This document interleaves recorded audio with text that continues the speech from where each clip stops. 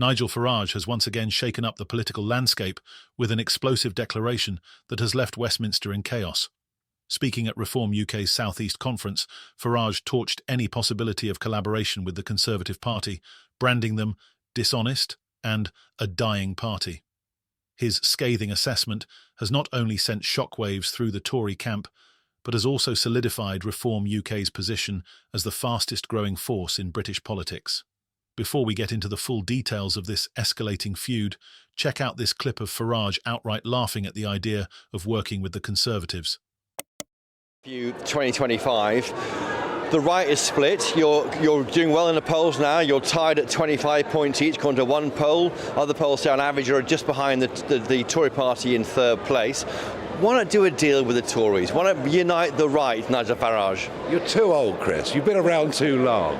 The Tory party's dying. And the only people that can't see it are those in Westminster, because things are as they've always been.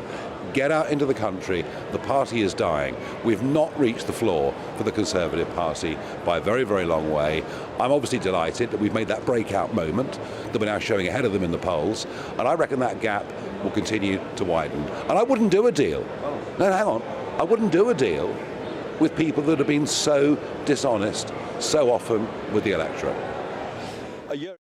The clip captures Farage's sharp wit and his utter disdain for what he sees as a Conservative Party out of touch with reality.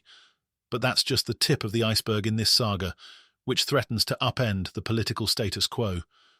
Reform UK is enjoying a moment of unprecedented growth, with recent polling putting them at 25%, joint top with Labour and well ahead of the Tories, who languish 5 points behind. This surge is mirrored in their membership numbers, which now stand at over 180,000, significantly outstripping the Conservatives' 131,680 as of late 2024. Farage, buoyed by this newfound support, has declared Reform's rise a breakout moment, claiming that the Conservative Party's decline is far from over. "They've betrayed the voters repeatedly," Farage said, referencing a litany of perceived failures, from broken promises on immigration to mishandling the economy. The only people who can't see it are those in Westminster, stuck in their bubble. But out here in the real world, the message is clear. The Conservative Party is dying, and Reform UK is the future. This confidence hasn't just been talk. Farage has taken tangible steps to position Reform UK as a dominant force in British politics. His strategy includes directly challenging prominent Tory MPs in their constituencies. At the conference, he announced plans to hold a major rally in Kemi Badenoch's northwest Essex seat later this month, promising to turn it into a battleground for Reform's message. "You had your chance to apologise," Farage said, referring to Badenoch's recent accusations that Reform's membership figures were manipulated and fake. Now, the gloves are off.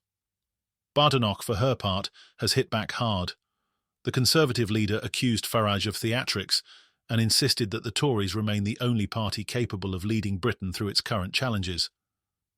"Nigel Farage thrives on division," she said in a statement, "but the Conservatives have a clear vision for the future, and that's what the country needs right now." However, cracks within the Conservative Party are becoming increasingly apparent. Reports suggest growing unrest among Tory MPs and members, many of whom are frustrated with the party's direction under Badenoch's leadership. Some even fear that Reform's rise could spell the end of the Conservative Party as a major political force. Farage's critics, meanwhile, have accused him of exploiting public frustration without offering concrete solutions. His rhetoric, particularly on immigration and national security, has drawn sharp rebukes from opponents who argue that his populist approach risks stoking division. Yet Farage remains unapologetic, doubling down on his positions and framing Reform as the voice of ordinary Britons left behind by the political establishment. Adding another layer of intrigue is Farage's contentious relationship with Elon Musk. The billionaire entrepreneur, who previously hinted at supporting Reform UK, has since turned against Farage, calling for his resignation over alleged ties to far-right figures. Musk's comments have sparked a bitter war of words, with Farage accusing the Tesla CEO of meddling in British politics. Musk, never one to back down, has escalated the feud, suggesting that Reform should oust Farage if they hope to maintain credibility. But Musk's involvement hasn't gone unnoticed by the UK government.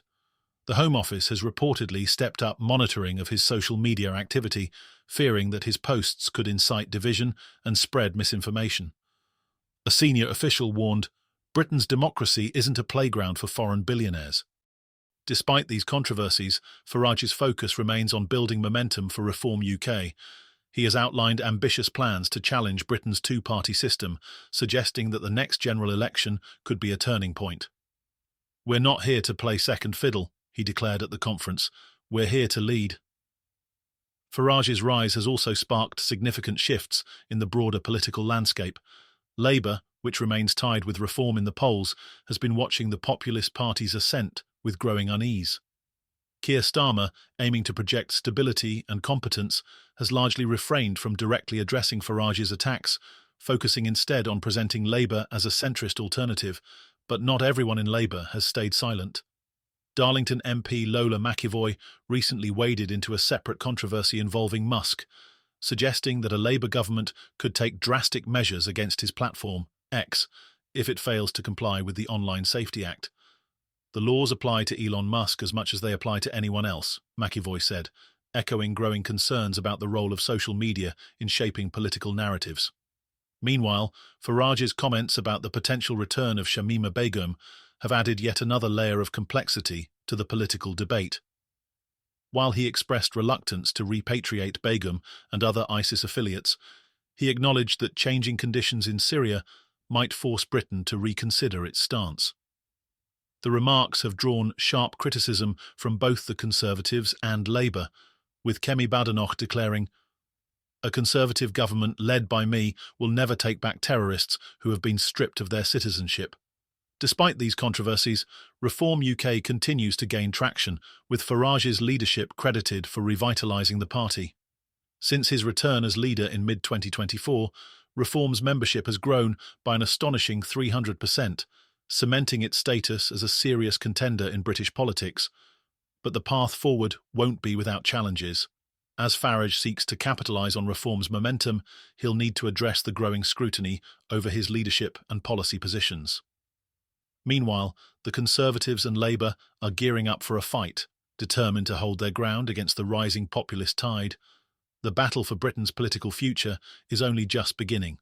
With Reform UK's star on the rise and the traditional parties scrambling to adapt, the next few months promise to be some of the most tumultuous in recent memory.